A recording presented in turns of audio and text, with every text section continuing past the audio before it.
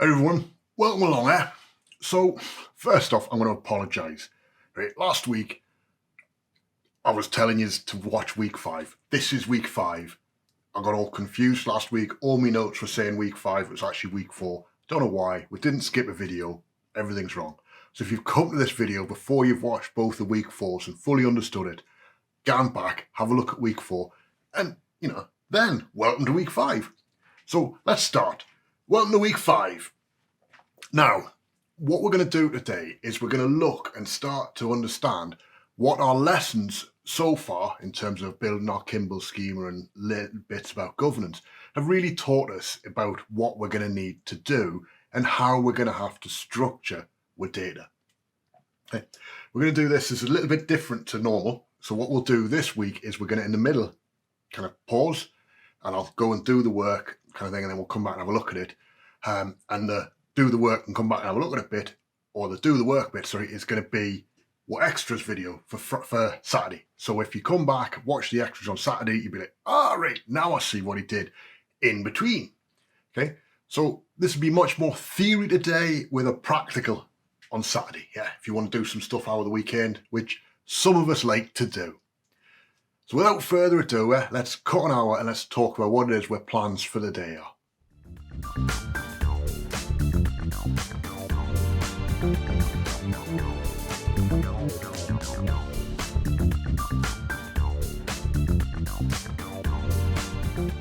Alright, so here we are, the setup.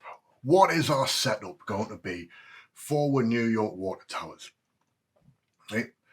The big thing that we need to remember, okay, this is kind of our Kimball schema that we had before, okay, and looking at what we're going to do and what our plans are, we need to understand really what dimensions are we going to have, all right?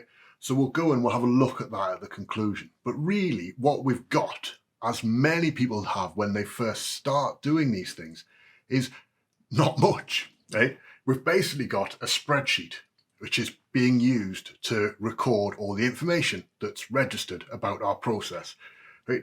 And that might seem like a failure or that's terrible, right? The reality is behind the scenes, it won't be a spreadsheet. At least I'd hope it isn't a spreadsheet. I'd hope there's something that New York has to record these things on that's a little bit more fancy than a spreadsheet. Even if it was a suite of tables, anything like that, it's not going to make much of a difference to us, is it? Because for us, we know we're going to have to restructure that from the transactional side to the analytical side. And recognizing that the two, while they will have a lot of commonality, they may also have differences. The other thing that we've got is we need to piece together exactly what is going on with our normalization side.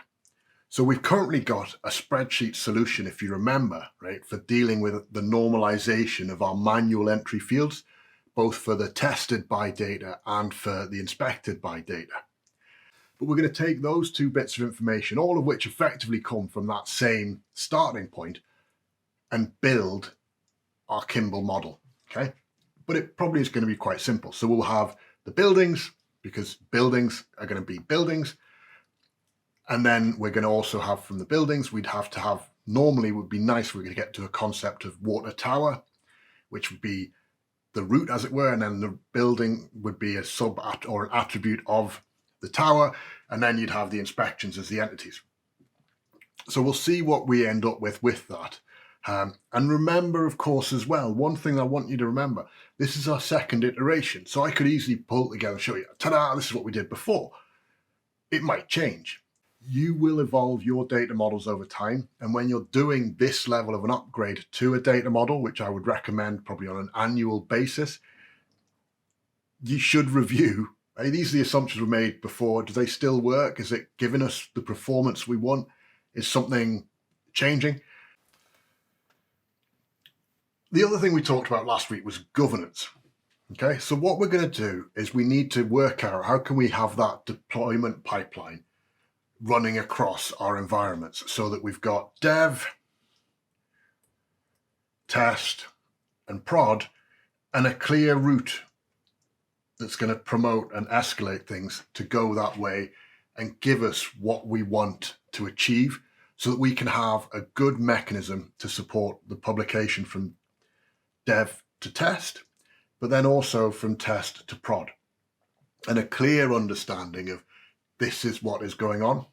Okay, so we'll cover both of those, and we'll make sure that we consider our data source, our data model or the data set in Power BI parlance, and our reporting.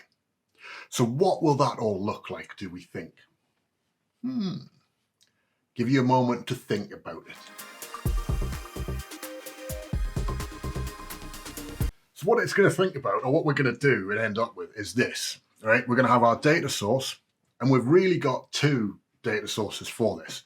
All right, we've got a web source, which is a single. There's no way of limiting the pull. It's kind of it comes.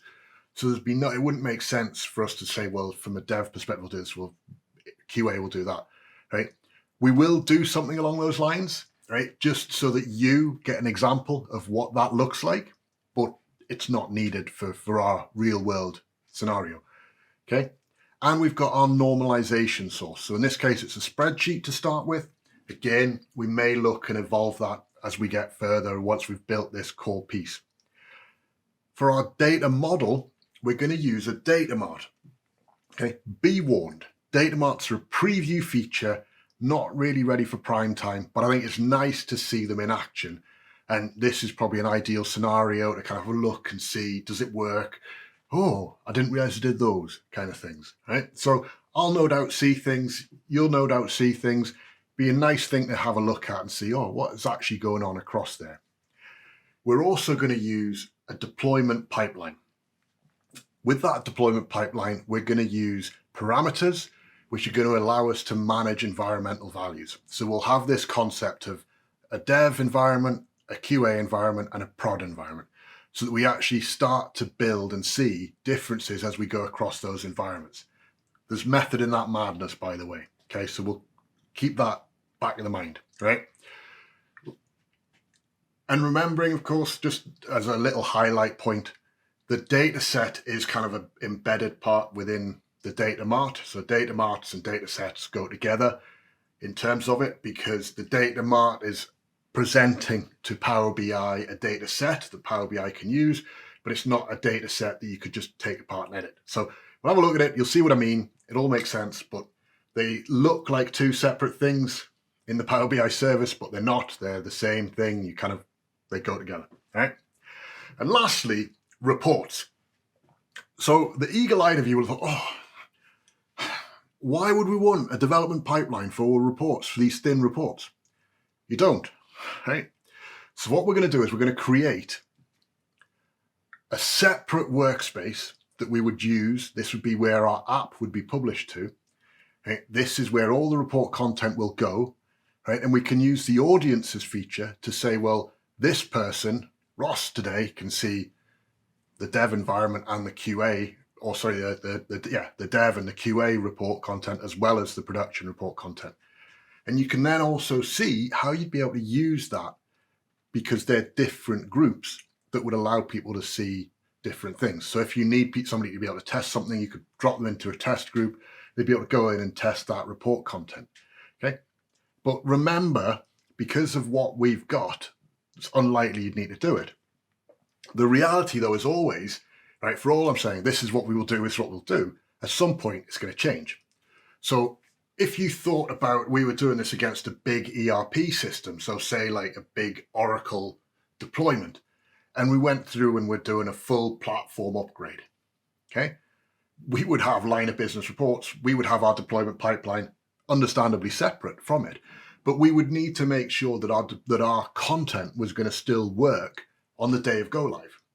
So we would need to do some level of testing around that. So I'll point out little areas where we could tweak things and change it so that we could move our dev environment to be pointing to the dev environment for a new platform or something like that, and actually see, well, does it work? If it doesn't, and you need to tweak it, you can tweak it. But it's then understanding and thinking, how would we move this forward? What would we need to do for it? Because at some point, if that is the case, what you're going to have to do is kind of start pushing the button so that you get to that point where you would lock your dev environment and say, At this point, we are not bringing any new dev changes into our data model, which again, why you would do it that way and have your reports as a separate entity. Our data model is now locked pending the release of the new update. That point, those reports you would map, or the data set, you would map back to the new environment, new platform, and then you would start to piece together and see individual reports. Do these still work? Is there things we need to do with them? And your planning would need to focus on that. If you've got any questions, obviously, message down below, right? Happy to talk about it. It's nothing major, but it's a consideration that you're going to need to do. And it's one you need to be aware is going to be far beyond Power BI. There's a bigger side to it than that. Okay. So now we see what we're going to do, right? How about we crack on, right? I'll do the build and then we can come back and have a look at the results and we'll see how we all feel about it. And is it any good? Yeah. Sorted.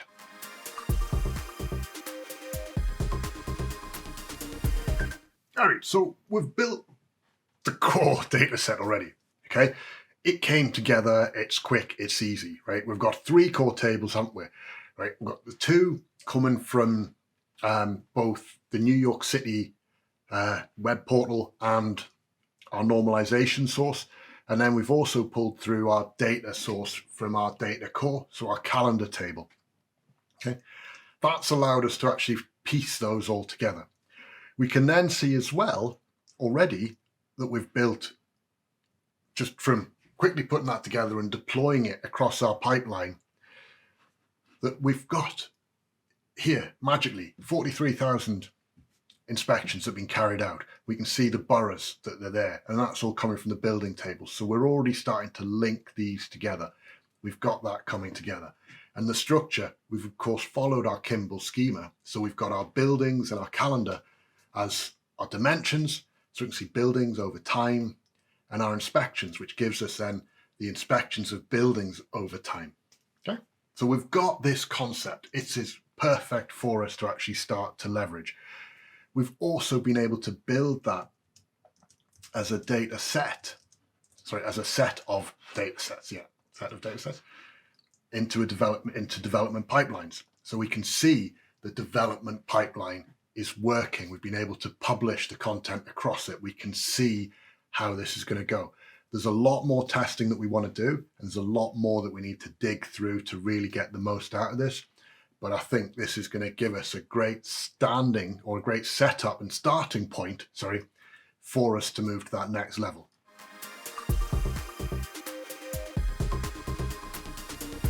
So what do you reckon then?